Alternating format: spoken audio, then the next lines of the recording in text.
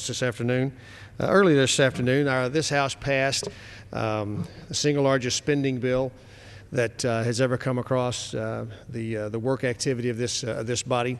There was tepid applause on the other side of the aisle for the passage of this bill, I think in recognition that none of us really know that it will work. Most of us on our side of the aisle don't believe it will work, believe it was the wrong issue to do, the wrong way to address a very serious issue. Americans all across this country are suffering, people losing their jobs, losing their homes, struggling to make ends meet, all the things that go on during a recession. These are serious times. My colleagues have been up here all day stating over and over ad nauseum the lack of consideration given to our ideas on how we could have made this better. The overall lack of consideration, considering the substantial size of this particular bill that was given over the last 2 weeks. You hate to use a phrase that's been worn out, but rush to judgment comes to mind when you look at the activity that went on. This House voted earlier this week it was a unanimous vote, which doesn't happen except on post office namings, a unanimous vote that we would have 48 hours to look at this bill, that our constituents would have 48 hours to look at this bill, that America would have a chance to see what we were voting on. And that was unanimous. And Mr. Speaker, it's totally within your prerogatives as to when things come to the House. That's one of the wonderful things about being Speaker. And it is great to be Speaker.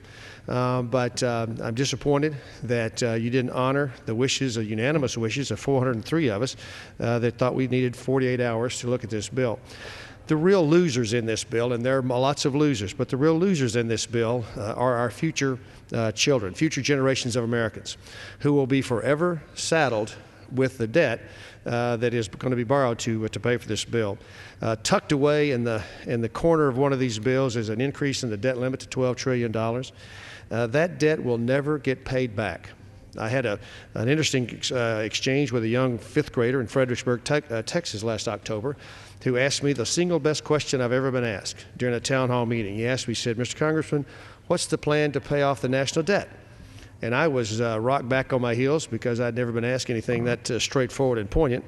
And I had to say, well, young man, there is no plan to pay off the national debt. The money we borrow today is permanent debt. In order to pay debt off, you have to run a surplus.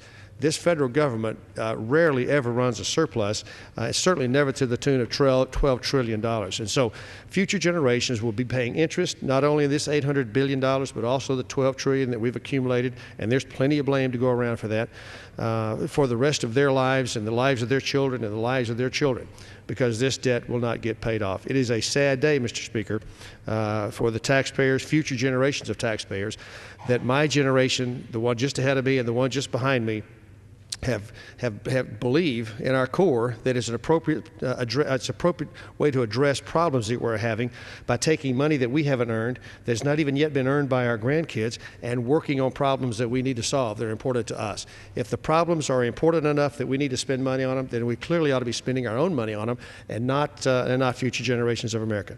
So, Mr. Speaker, just before I yield back, I appreciate the time.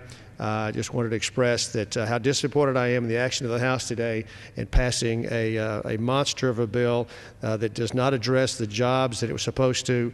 It just simply spends more money and is a legacy, generates higher spending on an annual year after year basis because of some of the floors that we've now put under many of these programs that we couldn't afford before we did this, and we simply can't afford on a go-forward basis as well. And with that, Mr. Speaker, I yield back. Thank you. We will resume and finish